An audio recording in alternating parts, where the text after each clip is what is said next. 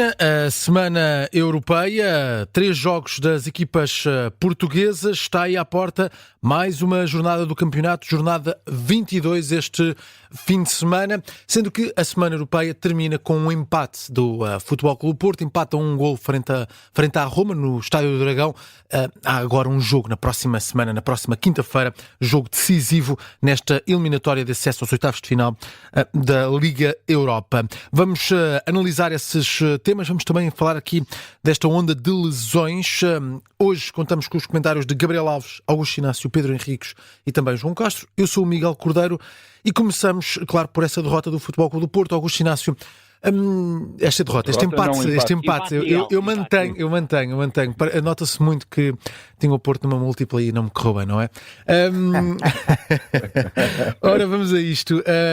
Augusto Inácio, o que é que falhou aqui no Futebol Clube do Porto neste jogo em que, de facto, havia expectativa também, continuamos a falar em situação de testes para a Anselmi, jogos complicados, o Sporting no fim de semana passado, agora a Roma, começou a perder o Futebol Clube do Porto, conseguiu chegar ao empate. Há aqui um fator importante de conseguir pelo menos levar o jogo para a segunda mão, sabendo que é difícil também jogar em Itália. Bom dia a todos. Olha, o Porto, a cara que o Porto mostrou ontem no jogo tem sido a cara dos dois últimos jogos, tanto em Vila do Conde como com o Sporting. Primeiras partes muito fracas, então a ontem foi fraquinha mesmo, sem ligação nenhuma, e depois ainda por cima, numa construção a 3, com 3 centrais que tecnicamente deixam muito a desejar, principalmente o Otávio, cada bola que tinha, mandava a bola, parecia que estava no digital a jogar. Bola para a frente, coitado do Samu, no meio de 3 centrais italianos, que hipótese é que tinha de seguir com o jogo, não tinha hipótese nenhuma. E realmente é uma lacuna muito grande a construção do Futebol Clube do Porto atrás. E depois o Porto é sempre a alma, o coração, lá fez um gol do Francisco Moura, num lance em que o PP deu realmente uma vivacidade muito grande ao ataque do Porto, mas é um Porto muito curtinho, muito fraco para estas lides, já internamente as coisas são fraquinhas, então a nível internacional mais se nota realmente as debilidades que o Futebol Clube do Porto tem. Já ando a dizer isto há algum tempo e continuo a dizer e confirma-se isso, o Porto é uma equipa sem classe, é uma equipa vulgar, é uma equipa que não dá mostras sinceramente, de ser presentemente uma grande equipa, não é? Mas a Anselmi está a contribuir para encontrar soluções para esse problema? O plantel não dá para muito mais? O que é que temos? O que é que podemos esperar? Efetivamente ainda temos quase 3 meses de temporada pela frente. Vamos estar nesta conversa destes 3 meses? Pois, ele vai estar à procura daquilo da valia dos jogadores. Sinceramente, e olhando para aquilo que tem sido os últimos 3 jogos, não me parece que o sistema com 3 centrais, com o Rodrigo Mora a jogar da maneira como está a jogar nesse sistema, não encaixa, não dá. O Rodrigo Mora é um jogador que joga por trás do ponto de lança e quer ter esse espaço para poder jogar e desenvolver a sua magia que tem dentro de si, o seu talento. Jogando assim, praticamente nem é extremo, nem joga por dentro, joga ali quase nas meias, faz a quase o terceiro homem do meio campo. É um Porto um bocado confuso nesse sistema de 3 centrais. Quando o Porto joga num sistema de 2, o Porto solta-se mais, fica mais vivo, fica mais coeso, fica mais envolvente no jogo. Eu não sei o que é que o Anselmi está a pensar, mas isto é aquilo que eu observei e é aquilo que eu tenho que comentar. Onde é que já vimos este filme, João Castro? Creio que aquilo que disse o Augusto Inácio, se trocarmos Futebol Clube Porto por Manchester United e Anselmi por Ruben Amorim, os problemas parecem ser os mesmos. Um plantel que não foi preparado pelo treinador, uma entrada já com objetivos falhados, já com distância para a liderança e com um plantel que parece ser curto e também não ter a qualidade necessária para aquilo que são os objetivos e as ambições do clube. Olha, bom dia. Eu sempre disse desde o início da época que faltava talento a esta equipa do Porto, claramente. Não é? Quando saem jogadores como o Francisco Conceição, sobretudo na frente, e sai cá atrás o líder Pepe, as coisas avalam um bocadinho. Depois agora saindo o Galeno e saindo o Nico Gonzalez, eu acho que ainda se nota muito mais a falta de talento do Futebol Clube do Porto. Acho que no jogo de ontem é um jogo fraco do Porto, mais uma vez, a meu ver. Aquilo que o Inácio disse é verdade. Os 3 centrais só estavam para um avançado do Roma, portanto era desnecessário ter ali os 3 centrais o jogo todo. O Porto estava em inferioridade numérica no meio campo, isso demorou muito a ser corrigido. Acho que o Dallas continua muito baixo também, Acho que falta, nesse sistema, se quer jogar assim, uns centrais, onde tem que subir na pressão para colar um dos médios adversários, e não saltava nessa pressão. Depois acho que lá está o Rodrigo Mora, está a jogar assim, que não é a posição ideal para ele, e o Samu fica muito longe, parece uma ilha o Samu, lá ao longe. Falta o médio de ligação, não há nenhum médio de ligação. Quando jogas nesse sistema, que o Ruben Amorim também joga, mas com dois médios de tração tão defensiva que nenhum consegue queimar linhas, nenhum consegue aparecer no último terço, basicamente, só o Eustáquio que de vez em quando faz por isso, é verdade, é que torna a equipa muito mais tração atrás, e portanto acho que o Porto cria muito pouco ofensivamente. Depois, repara, do lado direito meteu o João Mário e o Gonçalo Borges, dois jogadores de linha, na mesma linha, portanto, um tinha que jogar por dentro, outro, mas estavam a jogar os dois por fora, e, portanto, é um Porto que não tem as dinâmicas do Ruben Amorim. Tem o mesmo sistema, mas não tem as dinâmicas do Ruben Amorim. Portanto, longe disso, claro que ainda não há muito tempo, se calhar suficiente para o treinador, mas é um Porto claramente que tem que fazer muito mais, que fez mais, ou aparentemente fez mais, porque apanhou um Sporting desgarrado e muito cansado, sem pernas, e pareceu que foi muito Porto, mas acho que foi muito menos Sporting, e criou muito pouco contra o Sporting, criou o golo e só uma cabeçada que o Rui Silva fez, e ontem mesmo, perante a superioridade numérica, o Porto não criou nenhuma oportunidade de golo. Foi muito à base de cruzamentos, portanto, acho que é um Porto que ainda falta muitas dinâmicas ofensivas, mas sobretudo também falta muito talento, e ontem acho que faltou o treinador mexer mais cedo no jogo. Muito bem. Gabriel Alves, que análise fazes deste Futebol Clube do Porto? Eu dizia que ainda estamos aqui numa fase de dizer que Anselmi está em teste atrás de teste. Foi um jogo, claro, já de competição europeia, com a Roma, uma equipa já praticamente do mesmo nível. O que é que tiramos deste Futebol Clube do Porto? Olha, de acordo com tudo o que disse o Augusto e o João, portanto, eu só vou acrescentar aqui uma pequena nota.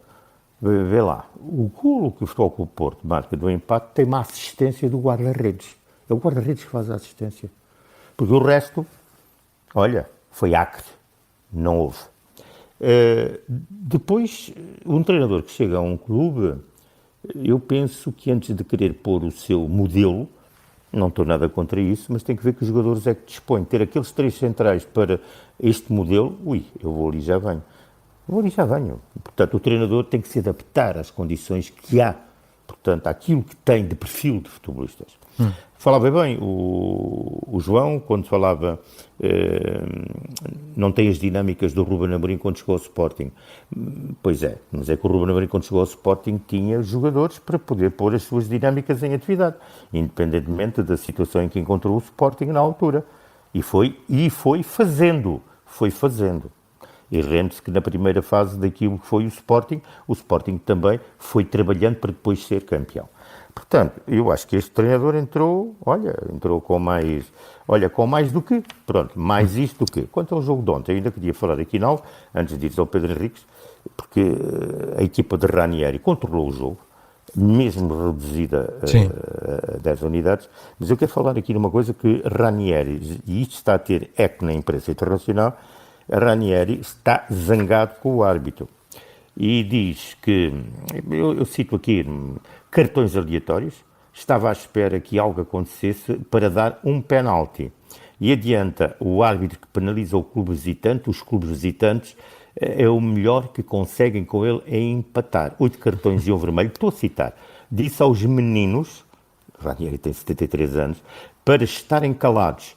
Ele está convencido que fez um bom trabalho. E mais, ele correu no final do jogo, e a televisão mostra um grande plano, Ranieri, nos seus 73 anos, a fazer um sprint. É verdade, à raça leão, olha, vamos por aí, ou a carreiras, digamos assim, e ele explica, não queria que os meus jogadores se despedissem do árbitro, não merecia. E depois diz uma coisa com que eu estou completamente de acordo. Advertimos aqueles que sempre fingem. Toda a vez que são atingidos no estômago, colocam as mãos no rosto e gritam. Isto não é mais futebol. Que a FIFA comece a penalizar estas faltas. Que o VAR vê, mas isso de VAR há muito mais para falar. Pedro Henriques, o que é que achaste também desta exibição do Futebol Clube do Porto? Olha, começando por aqui, o Ranieri só tem que estar satisfeito de não ter anulado o gol ilegal da Roma. Foi legal, começou com uma falta, uma bicarada ali na perna do Varela, e portanto o gol da Roma devia ter sido anulado. Devia estar preocupado com os seus jogadores que recorrentemente andaram em conflitos e em protestos, e estou a falar só da Roma, porque também haveria para falar, obviamente, dos jogadores do Futebol Clube do Porto. A primeira jogada do jogo, vê-se o Ranieri, curiosamente, que a televisão ficou a chatear logo o quarto árbitro. Primeira jogada, uma falta bem assinalada porque um jogador da Roma, com os braços, não deixou jogar o jogador do Futebol do Porto ali junto à linha lateral.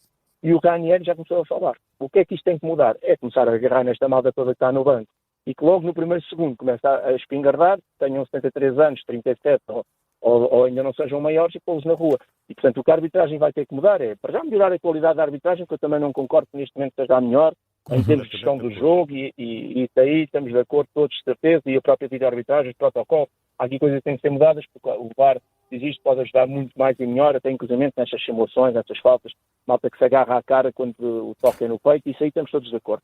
E o Fábio Vieira, por exemplo, é um bom exemplo que ultimamente anda sempre a sacar faltas e situações de maior gravidade quando tal não acontece. Mas isso ontem, enfim, os jogadores do Roma fizeram por merecer. Eu digo só, a expulsão é um jogador do Roma que salta as faltas inequívocas e uma delas é agarrar o adversário. Em relação ao jogo, já foi tudo dito, eu só queria acrescentar uma coisa para reflexão, para as pessoas pensarem no seguinte, e este é o lado que eu gosto muito de falar, não é tipo ao programa, mas só para deixar esta dica. De antes, houve uma lei que mudou e as pessoas não se aperceberam que a mudança desta lei alterou completamente a maneira como o futebol evoluiu, que foi o pontapé de baliza. De antes a bola tinha que sair da grande área. E, portanto, normalmente, como tinha que sair da grande área, era difícil colocar a bola nos defesas porque eram pressionados em cima. E o que é que se fazia? Normalmente eram os médios, por isso é que se tinha sempre ali médios criativos, muito inteligentes, que eram os indivíduos que tinham perfume nos pés, que vinham buscar as bolas, para poder buscar essa bola que saía fora da grande área. Com esta questão do pontapé de baliza, assim que a bola se move claramente, já está em jogo, e a malta começou a sair a jogar na pequena área, 90% das jogadas são construídas, isso é, a primeira fase de construção é de quem? Guarda-redes e defesas centrais. Que eu saiba, os guarda-redes são lá para defender, nunca foram grandes coisas de pés. Hoje em dia temos os guarda-redes que treinam isso.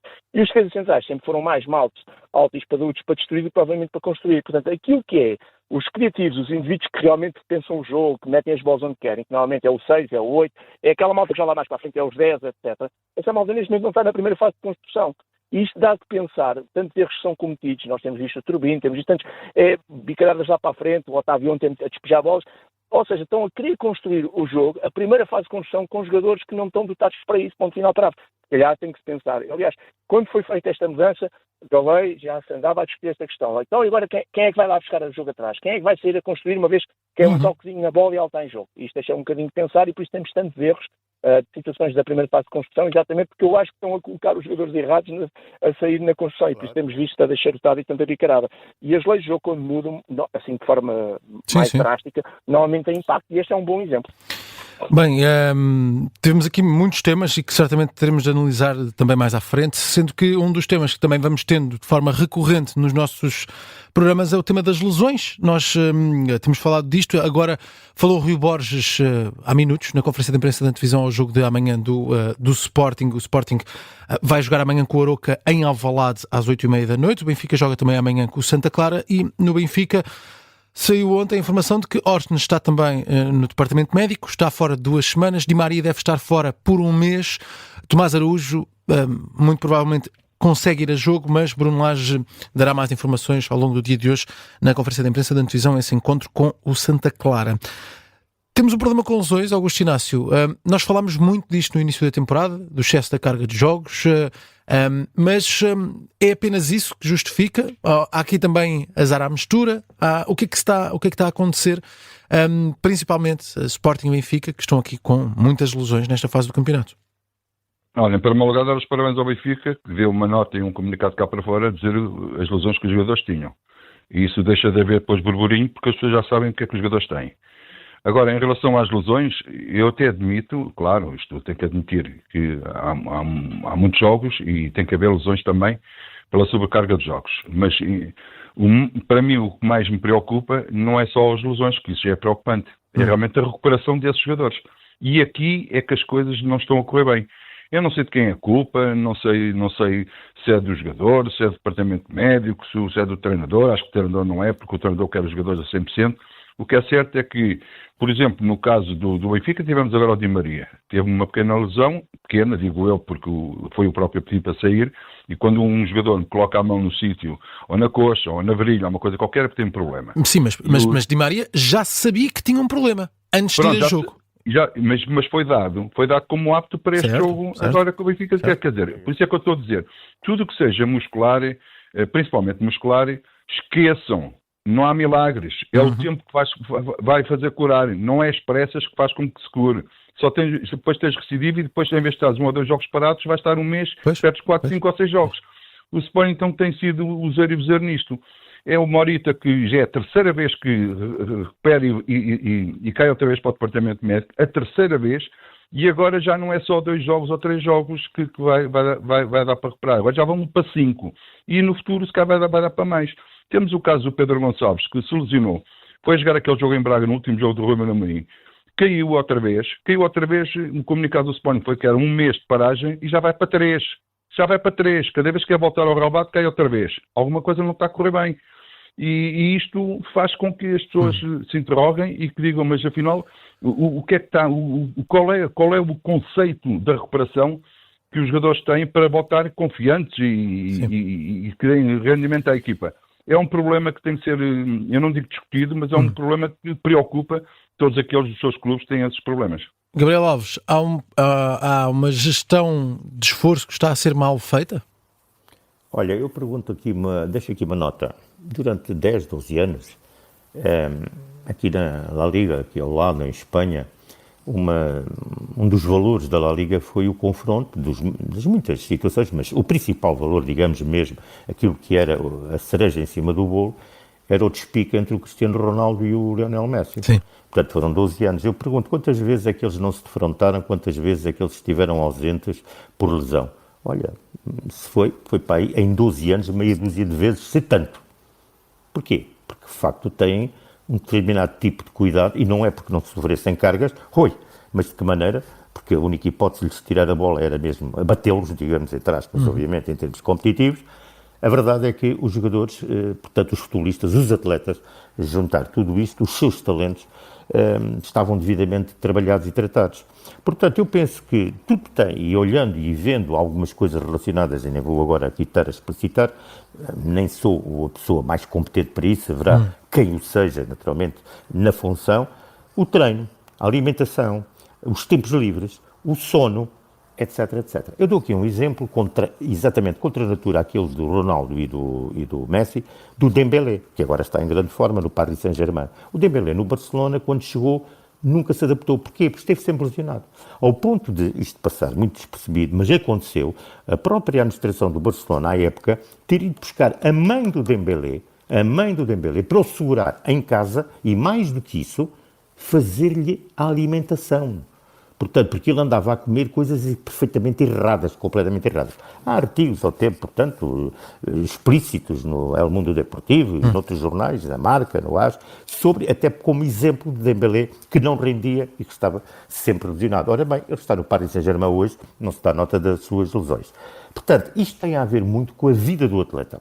A verdade é que, para nós em Portugal, isto está a acontecer. Reparem, o Guilherme Queiroz, neste momento, e ninguém fala nele. Acabou. Portanto, o mercado não é que deixasse de ser um bom jogador, não é isso que está em casa, mas o mercado ressente-se logo, imediatamente. Quem se está a ressentir? O futebolista e, obviamente, a entidade patronal, na circunstância que é o Sporting Clube Portugal. Talvez por isso também, por essa razão, não se comunique qual a lesão. Pois, não sei, mas alguma coisa tem que ser esclarecida em termos públicos, porque senão entramos no campo da especulação, que é sempre muito mau pôr a especulação à frente daquilo que é a realidade. Pedro Não Henriques... podemos viver nisto em ficção. Sim. Miguel, isto não pode ser ficção. Olha, o próprio Di Maria, com aquele seu comunicado, portanto, nas redes sociais. Ora bem, ele pôs logo o dedozinho, está o dedozinho todo na Sim, percebeu-se está lá logo tudo explicado. Que estaria ali um tempo de fora. Estamos a chegar ao final do nosso tempo. Pedro Henriques, eu queria que fosse já para as suas notas também, mas rapidamente a tua opinião também sobre isto, até porque tens muita ligação a esta questão da recuperação, do esforço, de como estes corpos também são levados ao limite, com mais jogos ou não. A tua opinião sobre tudo isto? É assim, é difícil resumir, mas pronto, direi o seguinte, há um paradigma que mudou, que é sobretudo o tempo de recuperação. O que era normal ser 6, 7 dias de recuperação entre jogos e de cargas, hoje em dia passou para 3, 4 dias. Também há um paradigma que mudou, mais uma vez, as leis de jogo. Passámos de 2 substituições para 3, de 3 para 5, o que significaria que se tivéssemos não 11, mas 22 ou 20 jogadores todos do mesmo nível, eu conseguiria resolver a questão das cargas substituindo sistematicamente o defesa esquerdo pelo outro defesa esquerdo, o lateral direito pelo lateral direito. O problema é que as equipas não têm essa qualidade de plantel, o que diga ao Sporting, que a partir do momento que tem 4 ou 5 lesionados titulares, os que lá vão não fazem o mesmo, no sentido de qualidade, obviamente, isto é só para dar um exemplo, e portanto o que acontece é que tens que sobrecarregar sempre os mesmos, e a partir daí, os jogos tens em 3 dias ou 4 em 4 dias, tens que mudar qualquer coisa, e mudas ou aliviando as cargas, dividindo por outros jogadores, que não estás a fazer, ou então mudando o planeamento que é feito, porque se calhar o paradigma do treino também tem que mudar, uma vez que de 4 em 4 dias, 3 em 3 dias tem jogo. E pronto, isto estava aqui pano para mangas. Agora há uma realidade. Há muitos jogadores lesionados e não estamos a falar só de lesões traumáticas, porque também quanto mais jogos tiveres, mais sujeito estás a esse traumatismo. Mas obviamente que há aqui muitas lesões, sobretudo na defesa muscular, que claramente advém de qualquer coisa que não está a funcionar bem e que tem a ver com excesso de cargas e pouco tempo de recuperação. E, portanto, tem que ser pensado, e se calhar pensado ao mais alto nível. Enfim, vamos ver o que é que vai acontecer em termos de futuro, porque eu não acredito que vai diminuir o número de jogos nem o número de competições. Em relação à minha nota de campeão, a minha nota de campeão, de grande expectativa, obviamente, para um dia que eu acho que é muito relevante e importante para o futebol português. Eleições. Exatamente, eleições da Federação. Hoje, entre as 13 e as 19, vai-se eleger o novo Presidente da Federação Portuguesa de Futebol, um novo Presidente para o Conselho de Arbitragem e também para a parte da Justiça e Disciplina, que podem até não ser todos da mesma lista, como sabemos que as pessoas podem estar independentemente de quem apoia quem. De qualquer maneira, estamos a pensar naquilo que será, embora seja de 4 anos, mas a próxima década, os próximos 12 anos, que normalmente é o número máximo possível de mandatos, e, portanto, é um momento decisivo e importante. Vamos depois abordar, após os resultados, se calhar melhor esta questão, mas eu diria que para o futebol português, no meio geral, está muita coisa em jogo, mas, sobretudo, especificamente, para abordar isto noutras alturas, a própria arbitragem, porque joga-se aqui uma alteração profunda naquilo que é o modelo de arbitragem. Vamos ver o que é que vai dar essas eleições, amanhã falaremos. João Castro, tua nota de campeão do dia? Olha, para o Yuri Leitão, nota 20, sim. E depois nota 10 para o Anselmi, que está aqui numa situação complicada. 4 jogos, só uma vitória, e perante o Maccabi, e portanto vai ter que mostrar mais, caso contrário vão começar a chover críticas, claro, obviamente à falta de resultados. Gabriel Alves?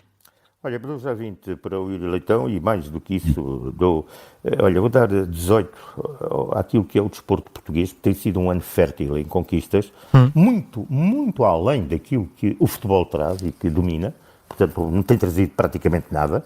Portanto, para um desporto que não tem orientação ministerial. Quero também deixar, e já agora para o futebol, olha, uma nota 10, porque já praticamente está fora do 6º lugar do ranking da UEFA, que dá agora 3 equipas às Champions. Ui, estás a ver como isto está? Vamos ver se esta presidência nova que vem aí nos traz alguma coisa, de facto, de novo, de moderno, de futuro, para que isto possa mudar. Só diria aqui uma coisa, não se esqueçam do que aquele senhor ali de Espanha, eu voltarei a isto na segunda-feira, vai dizendo acerca das Champions, o senhor Tebas, que não tem medo do Real Madrid, nem do seu Florentino Pérez, nem lá do senhor Laporta, ele está a dizer, estamos testemunhando a criação de uma oligarquia de clubes. O fosso entre alguns grandes clubes e as equipas mais modestas continua a aumentar. Eu vou voltar ao assunto em breve. Augusto Inácio, para fechar. Olha, também, claro, nota 20 para o Yuri Medeiros, medalha de ouro, pista é fantástico para... Yuri Leitão. Yuri Leitão, sim. E o que é que eu disse? Medeiros, mas é de outros tempos. Yuri Leitão, exatamente. Olha, mas queria dar nota 17 também para as eleições que houve na Associação de Futebol de Lisboa, para o Presidente Vítor Filipe, que ganhou, nota 17 e que faça realmente um grande trabalho. Sim. E nota 0 para 2 grandes clubes que têm grande nome a nível mundial, tanto o Milan como o Manchester United, e por dentro está tudo podre. Coitado dos treinadores. Terminamos assim esta edição de E o Campeão é. Estamos de regresso amanhã na edição de fim de semana.